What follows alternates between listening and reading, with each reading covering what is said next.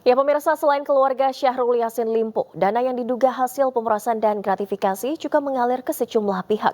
Total aliran uang dalam kasus yang menjerat mantan Menteri Pertahanan ini mencapai 44,5 miliar rupiah.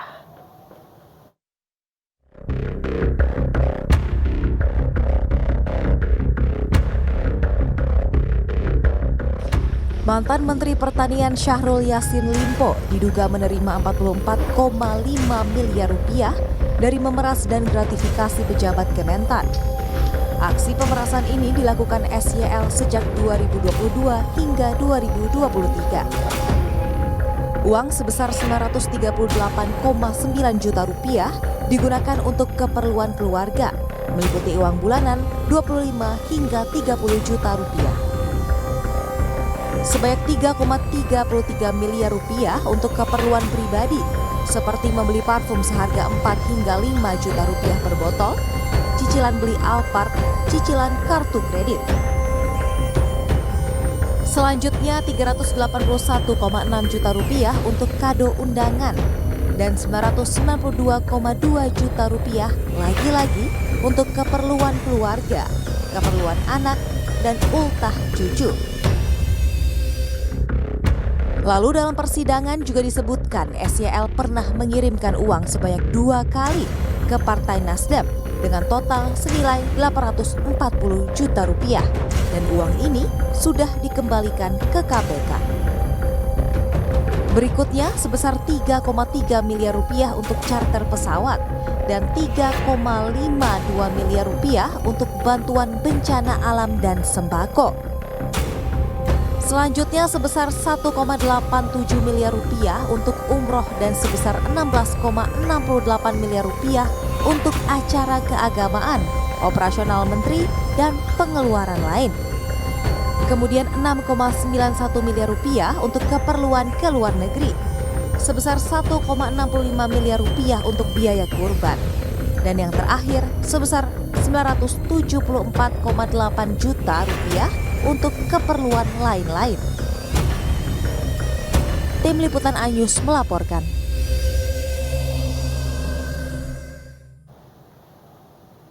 Dan pemirsa, untuk membahas informasi selengkapnya, kami telah terhubung dengan Koordinator Masyarakat Anti Korupsi Indonesia atau MAKI, Boyamin Saiman. Assalamualaikum, selamat sore Bang Boyamin. Waalaikumsalam, Valeri. Selamat sore seluruh pemirsa. Baik, Bang Boyamin, mencermati fakta-fakta baru yang terkuak di persidangan SYL ini, ada aliran dana yang fantastis mengalir ke keluarga. Anda menilai ini hal yang lumrah dalam kasus korupsi atau ini juga fakta yang mencengangkan buat Anda? Ya lumrah ya mencengangkan gitu. Lumrah ya inilah Indonesia gitu, Valeri. Jadi diduga korupsi ya untuk kepentingan keluarga. Dan dalam kasus yang lain keluarga malah mendorong untuk korupsi. Misalnya dalam skala yang kecil aja, istri atau anak itu kadang-kadang meledek orang ayahnya gitu yang gajinya kecil gitu, dan juga selalu meminta untuk beli ini beli itu. Nah, akhirnya mendorong suami untuk melakukan dugaan penyimpangan minimal begitu gitu. Nah, kalau mencengangkan ya memang ya tetap mencengangkan lah, karena apapun ya ini sampai istri, anak, cucu, sunatan cucu, itu segala hal yang nampaknya semua hal yang kepentingan dari pejabat yang bersangkutan nampaknya diduga diminta dibiayai oleh anggaran-anggaran yang berasal dari anak buah begitu. Dan anak buah kan tidak mungkin juga ngambil dari gajinya, ya maka akhirnya ya nyari-nyari uang, dan uang itu pun juga kalau dilacak lebih jauh sebenarnya bisa uang-uang yang sebenarnya masih tanda kutip misalnya uang panas juga gitu. Jadi bisa aja anak buahnya itu mengambil uang yang kira-kira ya istilahnya direkayasa lah dugaannya begitu untuk sekedar mendapatkan uang itu dan kemudian disetor karena memang ya diminta gitu. Tapi seperti kemarin kan di iNews juga lawyernya Pak SYL itu kan mengatakan itu apapun karena anak buahnya yang memberikan atau yang mengurusi rumah tangga dan lain sebagainya. Mobil misalnya mobil dinas yang dipinjamkan misalnya begitu. Jadi tapi apapun rangkaian itu bahwa ini tetap mencengangkan karena apa? Rangkaian semuanya pada posisi yang terutama yang ini cucunya misalnya jadikan staf ahli gitu. Nah, staf ahli kemampuannya apa? Padahal baru lulusan S1, dunia hukum juga agak begitu paham, dan dapat gaji 10 juta. Ini kan sesuatu yang bukan hanya sekedar istilahnya biasa-biasa aja, ini luar biasa dan mencengangkan gitu. Sampai supaya pada posisi tertentu, kalau bisa diangkat dengan gaji negara, diberi gaji negara, ini kan sudah semakin berlebihan, mencengangkan bagi saya. Kalau sekedar uang saku, uang yang kemudian disisih-sisihkan masih mending gitu Pak. Tapi ini bahkan dijadikan staf khusus itu. Dan menurut versi saya kalau yang bersangkutan belum memenuhi kualifikasi, ini yang lebih mencengangkan lagi, Valerie. Satu yang terkuak dalam persidangan ini kan betapa mudahnya di era kepemimpinan SYL ada bagi-bagi jabatan begitu. Dengan mudahnya orang bisa masuk ke Kementerian Pertanian, padahal kita tahu tesnya sangat sulit untuk menjadi CPNS dengan peluang yang sangat tipis begitu. Anda menilai Bang Boyamin, di mana yang salah? Kenapa birokrasinya bisa selemah itu? Ya memang apapun judulnya, kontennya tata kelola yang buruk gitu. Sehingga ini menjadikan banyak yang ditabrak, banyak yang tidak sesuai SOP, dalam merekrut juga banyak yang disimpangi, dalam melakukan pekerjaan tugasnya juga banyak disimpangi. Misalnya cucunya itu yang jadi staf ahli itu berapa kali masuk atau berapa kali membuat laporan. Yang utama itu kan begitu, kalau staf ahli tidak harus kantor tiap hari memang, tapi membuat laporan kegiatan yang bisa dirembes dengan gaji bulanan. Nah ini apakah dia melakukan kegiatan, apakah membuat laporan? Kalau ada laporan, saya juga bisa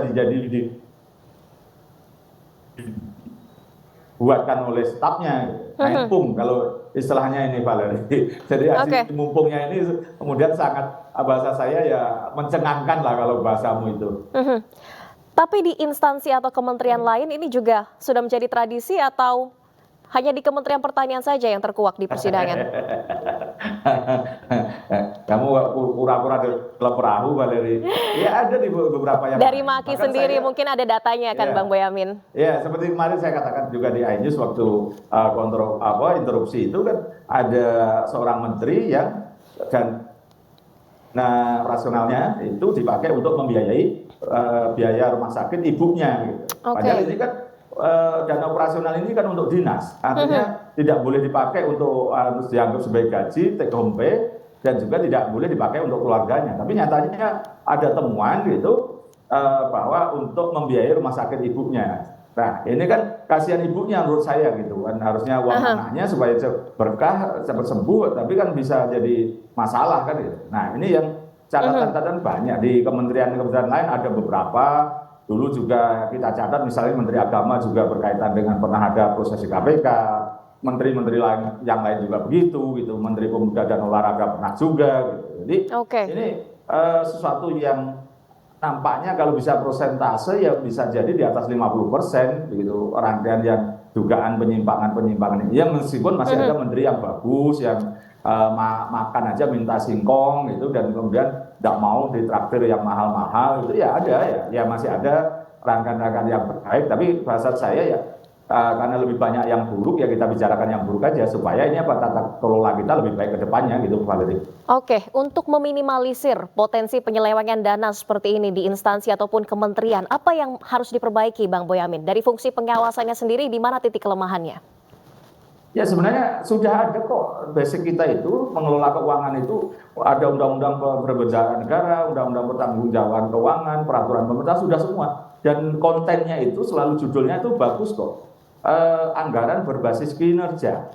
Jadi kalau tidak berbasis kinerja nggak boleh, dan itu pasti jadi temuan BPK nantinya gitu. Jadi ini sesuatu yang sudah bagus, tapi ya kemudian ini karena pada posisi yang mungkin pada posisi ini jabatan-jabatan politis dan butuh biaya politis atau butuh seakan-akan supaya tidak dianggap miskin, maka ya kemudian banyak hal yang diakal-akali, masih banyak yang justru sistem kita sudah bagus dan nanti kita perketat aja sehingga penyimpangan-penyimpangan ini pasti akan terendus, dan kemudian nyatanya ini kan juga bisa ditangkap KPK gitu, dari dana-dana ini. Tapi juga sebenarnya saya ingin memberikan pesan kepada KPK. Dalam persidangan ini anak istrinya itu sebenarnya didalami apakah mereka itu pernah terkait dengan proyek-proyek di Kementerian Pertanian. Karena ini masih terungkap terkait dengan dana-dana operasional biasa. Nah, kebijakan-kebijakan Kementerian Pertanian apakah keluarga juga cawe-cawe? Mestinya ini yang perlu didalami oleh Oke. jaksa penuntut umum dalam persidangan ini nanti. Kita dengar aja nanti seperti apa. Kalau ada ditemukan dari fakta persidangan ternyata mereka bukan hanya menikmati dana operasional biasa tapi lebih dari itu. Apakah berpotensi juga keluarga SYL terjerat pidana, Bang Boyamin? Iya, potensi itu besar aja, ada aja. Karena pencucian uang sendiri aja kan pasif aja kena, seperti Edi Sadelia. Terus yang terakhir misalnya Windy Idol, itu kan juga kena jadi tersangka. Gitu. Jadi ya bisa aja dari sisi gratifikasi dan dugaan pencucian uang. Belum lagi misalnya kalau ada dugaan-dugaan mempengaruhi atau mengambil kesempatan berkaitan dengan proyek-proyek atau kegiatan di Kementerian Pertanian. Itu bisa aja. Dan saya itu kan pedoman saya di Malaysia itu istrinya Najib Razak itu, Rosmah Mansur itu kan bahkan sampai disidangkan juga karena justru mengurusi proyek yang lebih besar dan dia bahkan bahasanya itu kalau punya handphone itu hanya mengurusi proyek-proyek aja di Sarawak, di Sabah segala macam. Jadi sekarang bisa aja ini Indonesia juga sudah tertular, gitu. Maka KPK mestinya bisa lebih mendalami sehingga untuk bisa mencegah ke depannya seperti apa supaya tidak terulang gitu Pak Leri. Oke, dengan kehadiran keluarga dari SYL di persidangan ini dan nantinya fakta-fakta yang terkuak, apakah ini juga bisa kemudian semakin memberatkan hukuman dari SYL nanti ya Bang Boyamin? Ya tergantung ini menurut saya sih rangkaian-rangkaian yang didalami dan akan dibuka KPK dalam persidangan ini menurut saya ini bisa memberatkan karena ternyata banyak hal yang diduga terkait dengan keluarganya begitu. Cucunya jadi tenaga ahli terus kemudian prosesnya banyak biaya-biaya yang muncul kemudian untuk keluarganya gitu. Jadi tidak memberikan teladan yang baik begitu. Padahal dia kan harus membantu pemerintah memberantas korupsi, tapi ternyata malah keluarganya banyak yang terkait paling tidak diduga menikmati aliran-aliran atau menikmati fasilitas yang diduga sebenarnya tidak pada tempatnya begitu. Jadi ini yang banyak hal dan saya pernah kok di Provinsi Indonesia Timur itu bahkan kepala daerah memberikan pada istrinya uang 2 miliar dengan alasan pembina PKK gitu. Pembina Dharma Wanita. Ya harusnya kan pada kasnya anggaran ya uang bendaharanya PKK atau Dharma Wanita. Tapi ketika ke rekening pribadinya terus nyatanya juga tidak ada kegiatan apa-apa. Nah ini kan ya banyak hal-hal yang sebenarnya tidak pada tempatnya tapi dibuat seakan-akan benar dengan alasan macam-macam itu tadi. Seperti kemarin kan misalnya bantahan-bantahan dari lawyernya bahwa ini karena diberi, karena itu fasilitas, karena mobil dipinjami, yang diperbaiki itu mobil yang dipinjami. Tapi dia itu kan tetap tidak patut gitu loh. Kalau versi saya begitu, Valerie. Oke, ini tetap saja penyelewengan dan nantinya faktanya yang terkuak akan menjadi pertimbangan majelis hakim untuk menentukan vonis terhadap SYL begitu ya Bang Boyamin. Terima kasih banyak Bang Boyamin Saiman telah bergabung di Aini Sore. Salam sehat, selamat sore Bang Boyamin. Ya.